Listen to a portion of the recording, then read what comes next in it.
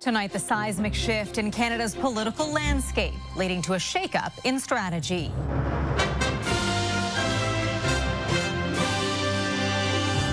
The shrinking gap in polling between the Conservatives and Liberals. The Carney Liberal approach has made Canada more vulnerable and more dependent.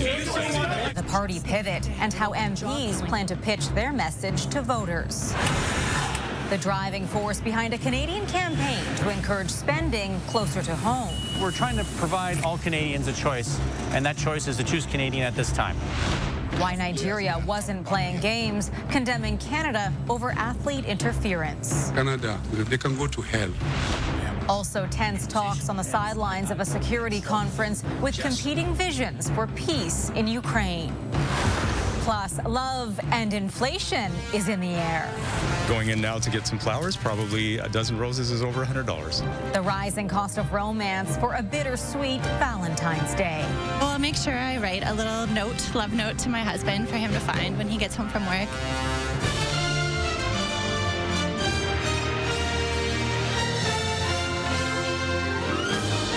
CTV National News with Heather Butts. Good evening. Conservative MPs return to Parliament Hill today and a much different political landscape than before their holiday break.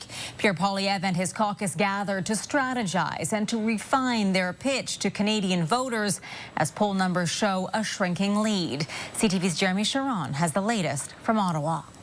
Sir, are you worried about the polls? No. As Conservative MPs gathered in Ottawa, Is your party losing momentum at all? I don't think so. they faced repeated questions today about their party's latest polling numbers. Are you guys getting spooked at all by the polls that show narrowing because of Carney? You still want party losing any momentum? Virtually. All I can say is good morning, folks. Happy to be back. No comments from me today.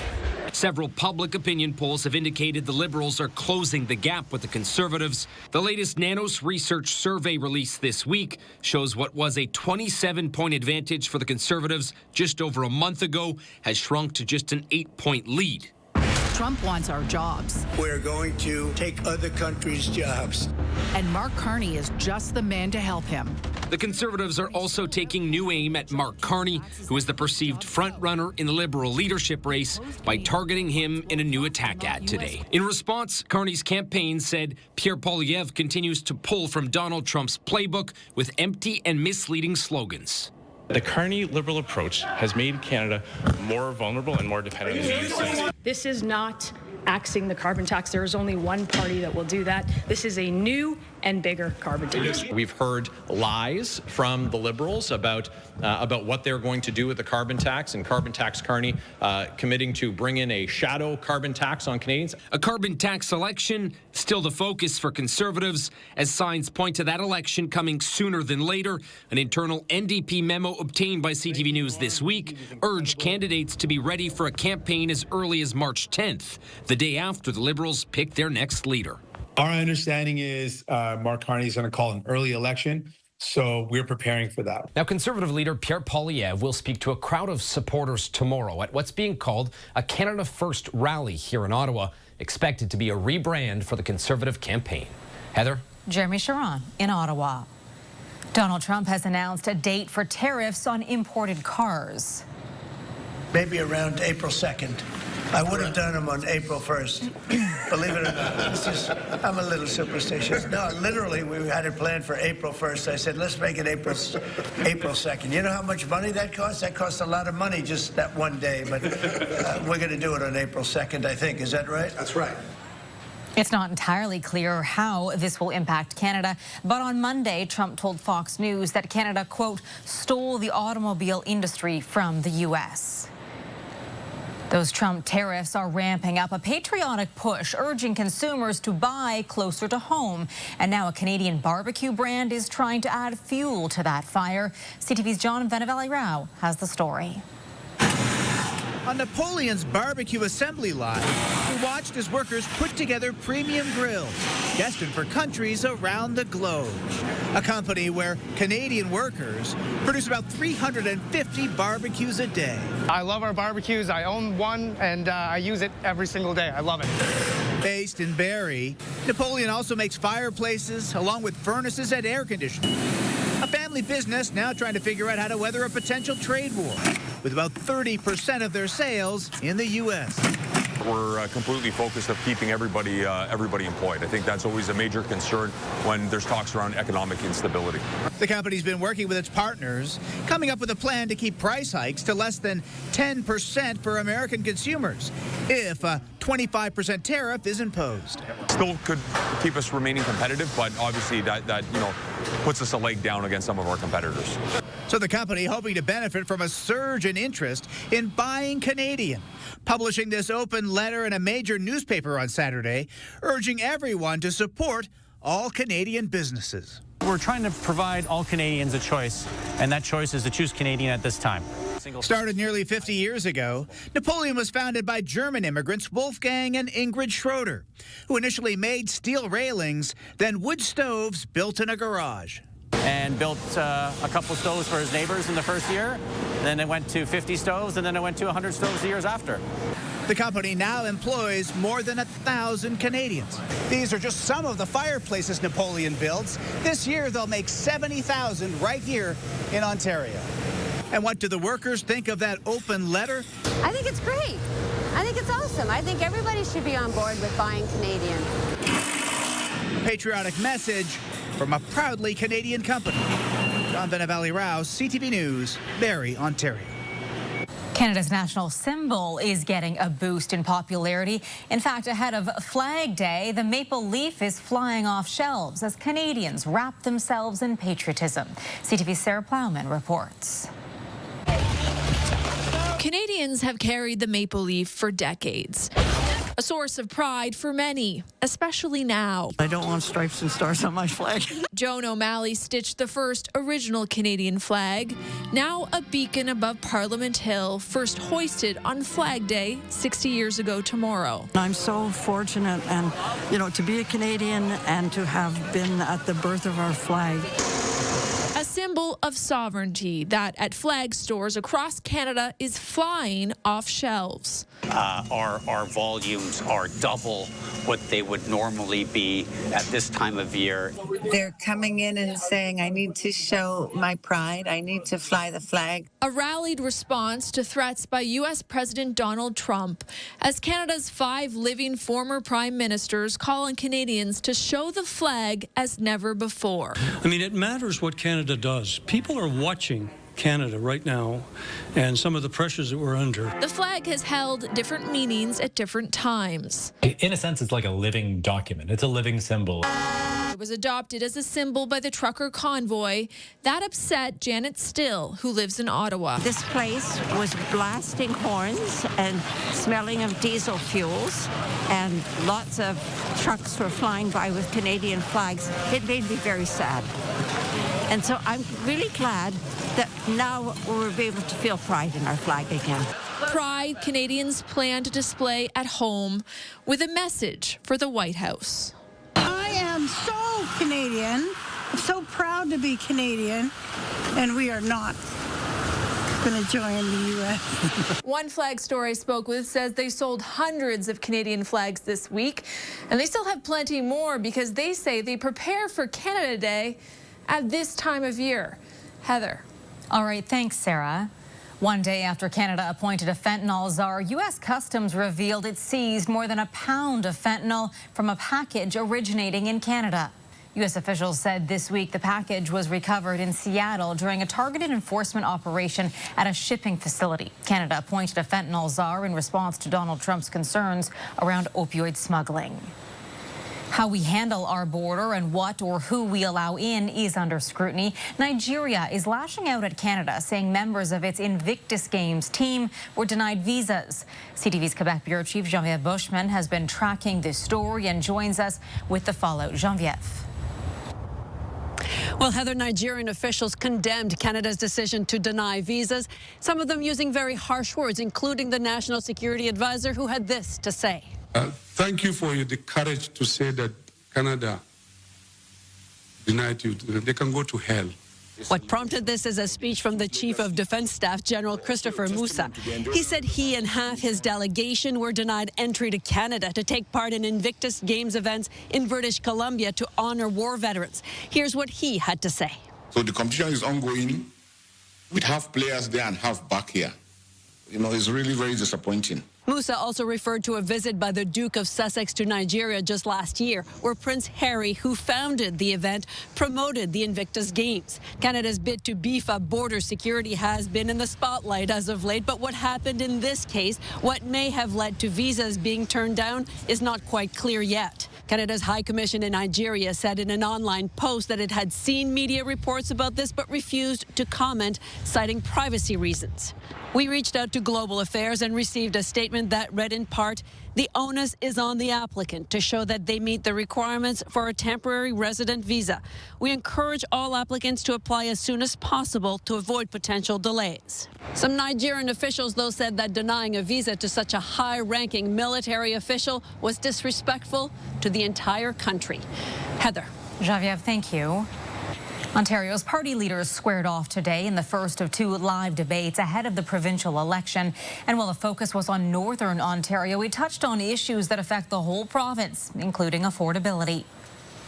We've seen under the Ford Conservatives, under Doug Ford's government, costs go through the roof. I mean, I was just looking at it today, and I think rent in Timmins has increased 31%.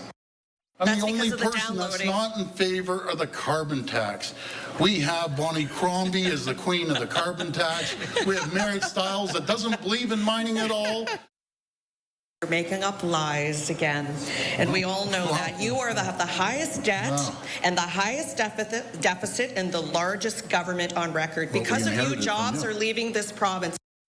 Ford promised a middle tax cut 7 years ago, hasn't delivered it. The Ontario Greens will lower taxes for people earning under $65,000 a year and families under $100,000 a year. The second debate is set for Monday evening in Toronto. The election is February 27th. More extreme cold is on the way for the prairies this weekend, and so is another round of snow for Ontario and Quebec. CTV's Your Morning Chief Meteorologist Kelsey McEwen joins us. Now, what can we expect from this next round of winter weather, Kelsey? Heather, I crunched the numbers, and when you look at cities like Toronto, Ottawa, and Montreal, all three cities have seen more snow in February of 2025 than they typically do for the entire month when you look at those long-term averages. And we're only halfway through with more snow on the way for this weekend. Lighter snow on Saturday, 5 to 10 centimeters, much heavier snow Saturday night into Sunday, and then early next week, this is swinging right through Atlantic Canada as well, with colder air moving in behind. This big upper trough amplifying within the region, and we'll see temperatures take a steep nosedive into early next week, which means all of the snow that we're about to get isn't going anywhere anytime soon. Now, in terms of totals, Saturday is largely confined to the lower Great Lakes. It's possible many cities on Saturday, including Toronto, will see like 5 to 10 centimeters of snow. But the snow continues overnight Saturday into Sunday, and that's when it could be much heavier. By end of event, as we head into the back end of Sunday, some areas could be picking up in total that 25, perhaps even 30 centimeter range. And right now it looks like Eastern Ontario, Southern Quebec could see some of the highest totals. Quite early in the day on Friday, we already had special weather statements issued for Southern Quebec in advance of this system. Now, keep in mind, there will be times late Saturday night where it feels like the snow is going to stop, but then there's that renewed push of moisture, risk of freezing rain along Lake Erie. We'll also see an enhanced risk of freezing rain through Atlantic Canada late Sunday night into Monday as well. And then once the system moves its way eastward, what floods in behind is that cold air with the steep drop in temperatures that Western Canada's been dealing with starting to move its way eastward. Heather, back to you. Bundle up. All right, Kelsey, thank you for this. Coming up after the break. You will not stop him just to say, yes, he said it, we will stop. It's not enough. What Volodymyr Zelensky demanded of the U.S. Vice President. Plus, the daredevil hikers who walked past an erupting volcano.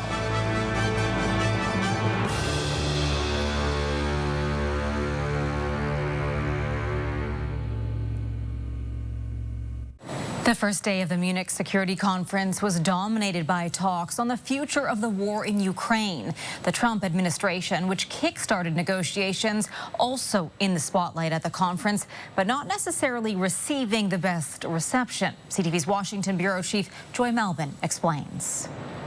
Security conference. On the world stage, Vice President J.D. Vance used his first major speech to scold America's European allies. The threat that I worry the most about vis-a-vis Europe is not Russia, it's not China. What I worry about is the threat from within, the retreat of Europe from some of its most fundamental values. Lecturing European leaders for not halting mass migration to Europe, accusing governments of pushing aside far-right groups. Vance even met with Germany's far-right party that echoes slogans used by the Nazis.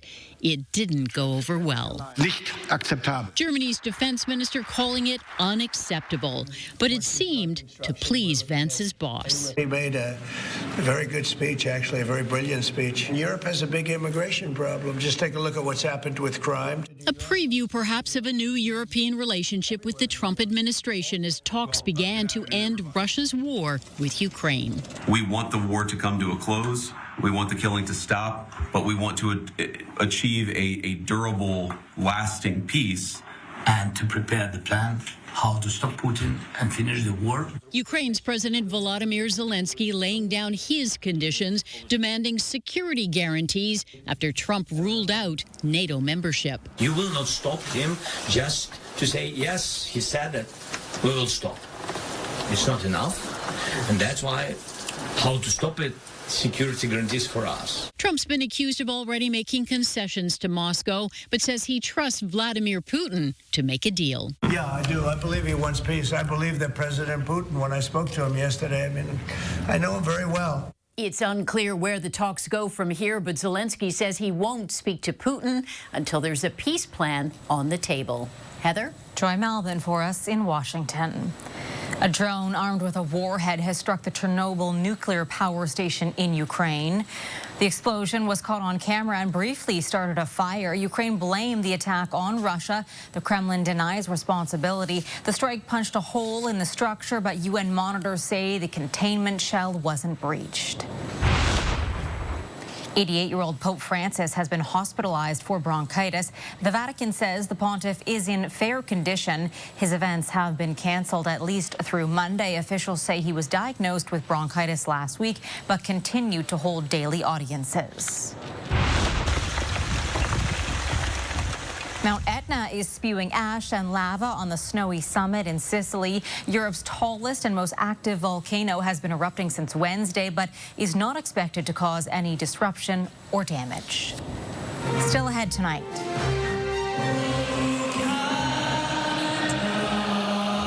The high-stakes face-off in a heated rivalry at the rink.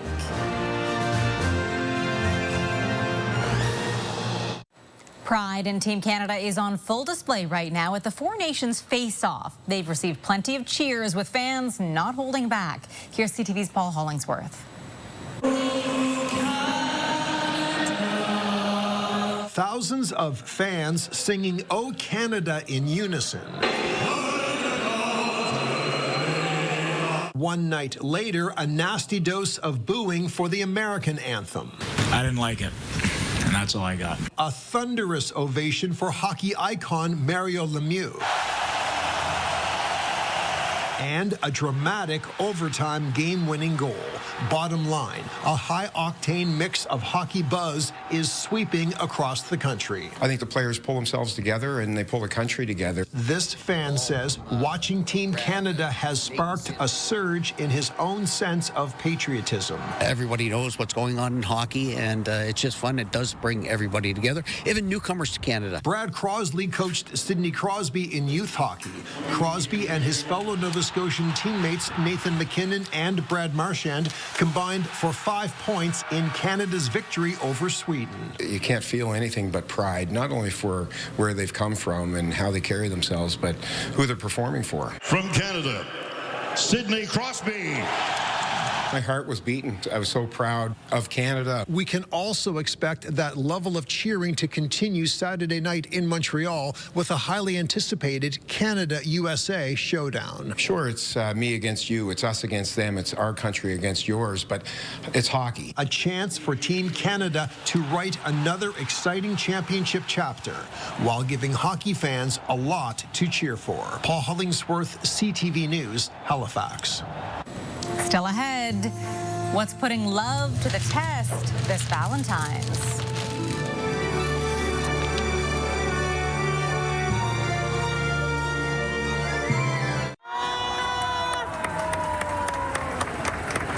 Felicidades a todos. A massive Valentine's Day wedding in Mexico City. More than 500 couples tied the knot in a complimentary ceremony, and playing the role of maid of honor was the city's mayor. It's Valentine's Day, of course, and love is in the air, but so is inflation. And as you may have noticed, showing your affection can come with a hefty price tag. CTV's Allison Bamford on the rising cost of gifts and what people are willing to spend on that special someone. This is the home stretch for these florists on their single busiest day of the year. We were here for long hours yesterday, so we're pretty excited when the day is done. They've filled about 2,000 orders this week for customers wanting to show their love on Valentine's Day. Going in now to get some flowers, probably a dozen roses is over $100. But for me, it's just about putting in the effort. And if the effort means spending a little extra money, I'm okay with that. Like most things these days, the cost of gifts on February 14th is going up. How much money would you say you're spending on Valentine's Day? Maybe $300 altogether. Flowers that you got 10 years ago, you could go to the grocery store and get a bouquet for $20. Now it's like $30 and $40, and it just keeps creeping up. I feel like it's just a way for capitalism to make money off of people's love for each other. A special Valentine's Day report from BMO found more than half of Canadians are feeling the financial pinch in their love life, not just today, but every day. And many are planning fewer or less expensive dates as a result. Well, I'll make sure I write a little love note to my husband for him to find when he gets home from work. Despite inflation, traditional gifts like flowers and chocolates are still popular on Valentine's Day. Everybody's thinking of their sweethearts and they want to make sure they got it just right, so we feel, the pressure today. But pressure to find the perfect present doesn't have to hurt the pocketbook. I make coffee and breakfast in the morning. And so that's not costing you much then? No, a little bit of effort and thoughtfulness. It doesn't really matter about the money, it's about the quality time. So that's what I think about when I spend Valentine's Day with the ones I love. And whether it's cash or kindness, you can't put a price on love. Allison Bamford, CTV News, Saskatoon. You can't put a price on love. That is our newscast for this Friday. For all of us at CTV National News, thank you for watching. I'm Heather Butts. Good night, and I'll see you again tomorrow.